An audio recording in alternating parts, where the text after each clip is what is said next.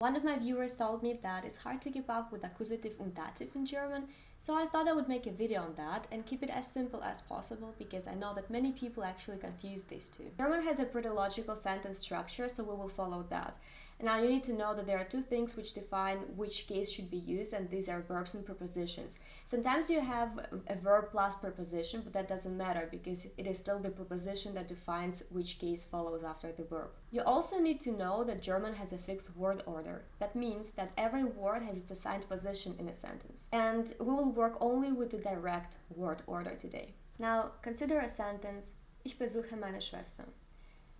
Ich is your subject, right? It tells you the information about who or what carries out the action. Besuchen is the verb. It tells you what is actually happening, right?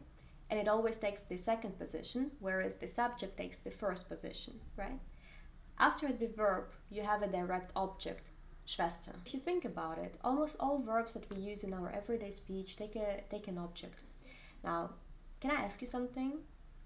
I don't have time, but I have to tell you something, right? In German, it can either be an accusative object or a dative object or a genitive object. So how do you know which one to use? Or how do you know which one comes after a certain verb? You cannot know that, you actually have to memorize it. You can always check it online or in a dictionary.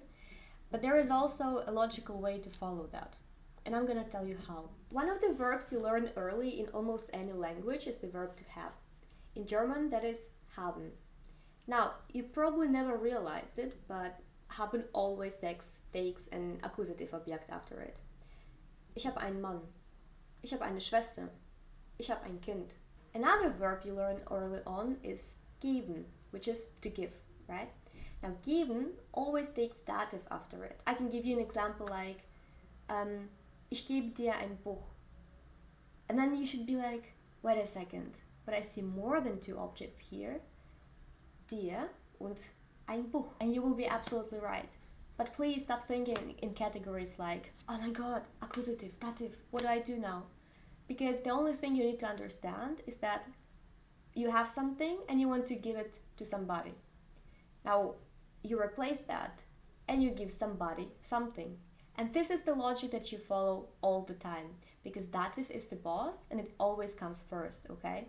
So remember this, because this is literally the only thing you need to remember. So once you have something, you give it to somebody and you say, Ich gebe dir ein Buch. The way you can work with this knowledge is the following. Let's say you're going on a vacation or you're out with your friends. Your friends are Germans and they do not speak English.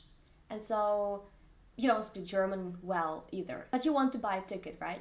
So you say, I'm buying a ticket, right? And you're like, you already know ich, and then you be like, oh, what is to buy in German? And then you Google translate it, and you know that to buy is kaufen. And then you're excited and you start building your sentence and you're like, ich kaufe, and then now you don't know which case comes after the verb because Google Translator doesn't actually tell you that. So what you do is the following thing. You remember that you're buying something, and if that is something, that is accusative, right? And then you say, ich kauf ein Ticket. But what if you want to add some more information to your sentence? You want to say, I'm buying a ticket for my sister. And then you say, ich kaufe, and then you remember that dative is the boss. First comes the person and then the object itself. So you say, I'm buying my sister a ticket, basically. So you're saying, ich kauf meiner Schwester ein Ticket. So meiner Schwester is in dative, and then ein Ticket is still in accusative, right? So dative is the boss, it comes before the accusative object. So what you learned now is actually how to position words in a sentence. As you can see, they are closely connected to which case you want to use, right? Because dative comes before accusative.